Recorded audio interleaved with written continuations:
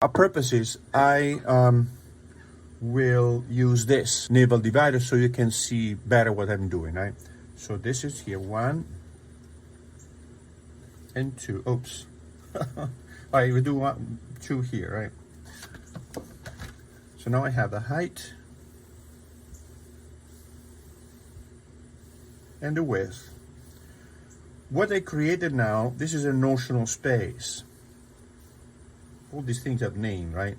So notional space.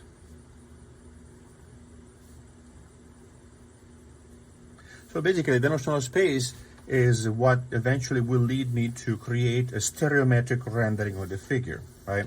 This is stereometric rendering of the figure. Let me show you.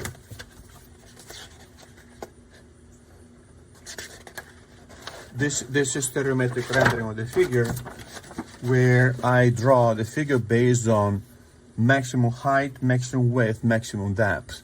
That's it. I could use form like this, or I could use blocks like this, which is probably a stereometry that we are all more acquainted with, right? This would be the rib cage, right? This would be the pelvis.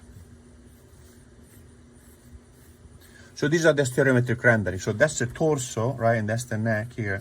The volume is created, establishing maximum height, maximum width, and maximum depth. Inside here, I will have the volume of the rib cage, let's say. So the same thing, what we are doing here is the same thing for the hand, but for now we're gonna use only height and width and no depth, right? So, now what I want to see, I establish height, right, and width, so length and width, and I want to see, I have a known entity, Inside here, my hand is contained. So now I want to see, okay, let's break it down. How big is the palm in relation to the fingers? And the palm here is always bigger than the fingers. But if I measure the hand from this side here, right, the fingers are a little bit longer instead, which is, and this we start getting a little bit more into the anatomy and the relativity of this measurement, right?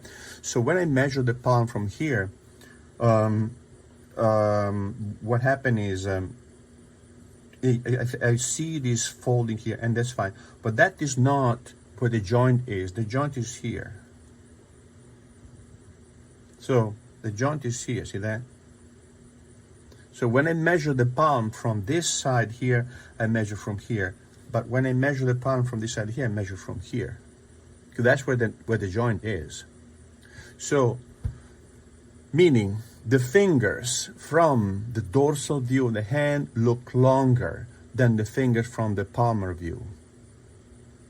So that is another thing that we want to do. The same thing for the leg, right? For the legs, if I look at the legs from the front, the leg from the front starts here, but the leg from the back starts here, because the gluteus goes below. So the femur is always the same length, but when we get into the external volume, external form, we have to consider these characteristics, right? So now, we've seen that therefore this portion here is bigger than that. All right, let's assume that it's about here, right? We need to eyeball. We don't need to measure everything, every single thing, right? So we're gonna draw this line here, right? And then I'm looking at my hand, and I see that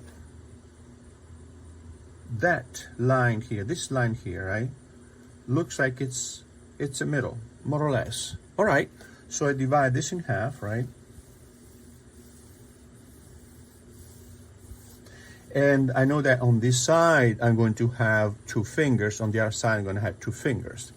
But, so now I know the size of the palm, which we can block in more or less. Like my palm is fairly square, right? Fairly square.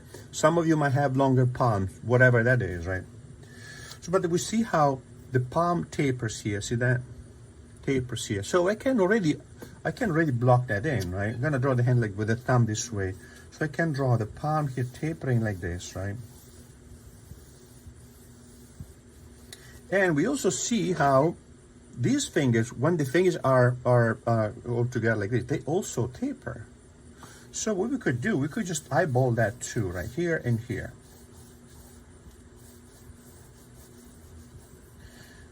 Then what we can do, we can now look at this part in here of the hand, which is where the thumb is, right? So this volume here, see this here? This is called tenar eminence. Tenar eminence.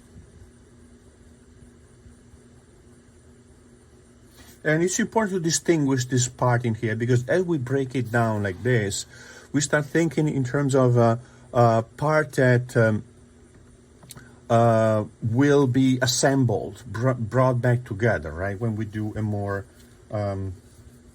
angular stereometric rendering of the hand. So it's a tenar eminence. And where is this, right?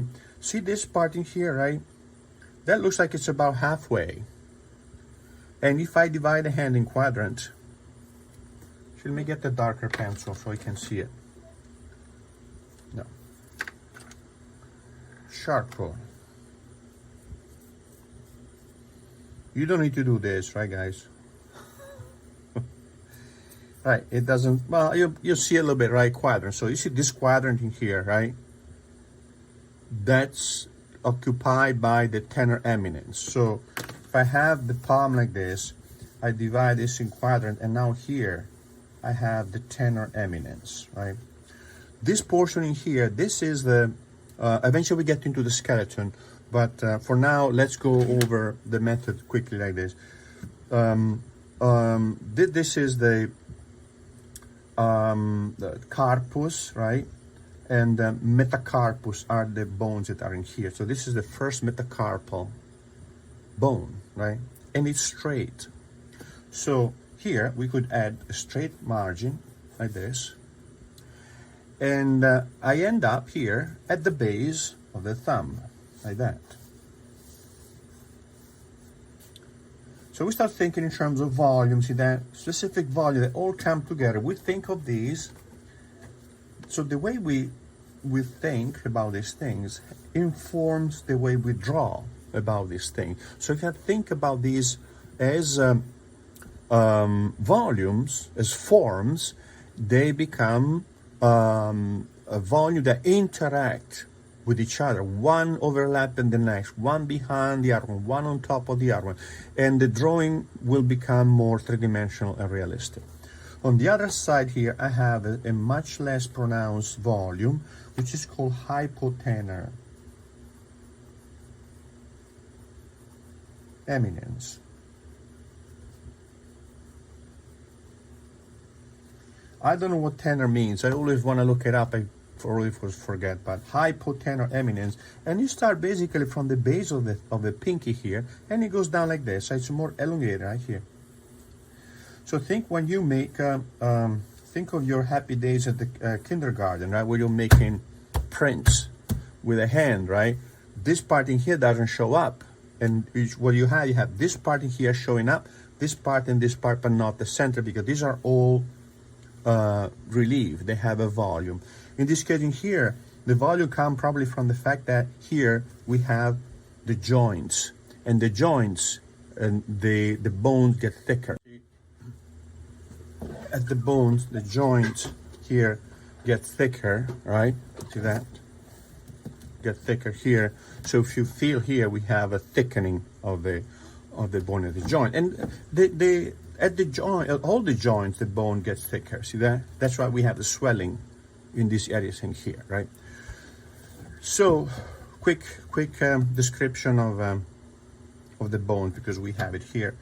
So this is the carpus. The carpal bones are 8. This is the metacarpus, and there are 5. And then we have the phalanxes. We have proximal, medial, and distal. Proximal, the close to, medial, the one in the middle, distal, the distant one, right? So we have 12 plus 2, because the thumb only has 2 phalanxes. See that? So 1, 2, 3, 4. 1, 2, 3. Okay, makes sense? So, this is the topography of the hand. We're gonna go back to that later, right? So now we have, in this case in here, these swelling are not because of the joint. These are muscles. These are muscles that permit us to move the thumb this way or the pinky this way, right? This way here, up and down like that. So these are all muscle that we have here that create that swelling, right? Now, let's look at the length of the finger, right? Length of the fingers. I look at my fingers and I want to see, okay, which one is the longest one? Of course, the middle finger, right? So that is, you can see to the left of the line of that divides the group of fingers. So I block in here the middle finger, right? And that finger will become, in a sense, my parameter that I can use to draw all the other fingers. So now I want to see, okay, which one is the second longest finger? And that is going to have a variation. It's either this one or this one. It's either the ring one or the index. So if you look at your hand, right, try to look at your hand keeping like this. Don't keep the hand, don't flex the arm like this. Just keep it straight, because if you do this, the length of the finger will vary because tendon pull and have an action on that. So look at it straight on, and very often women have the index longer than the ring finger. Whatever that might be, it's what it is. It doesn't matter, right? So in this case in here, I have this one here is slightly longer than the index, right? So I'm gonna put it here. And then I have this one now, which is slightly shorter. And I'm gonna put it a little bit below here, right? And then the pinky is a whole phalanx, see that? Or almost a whole phalanx shorter than the other fingers. So then I'm gonna put the pinky, let's say here, right? Like this.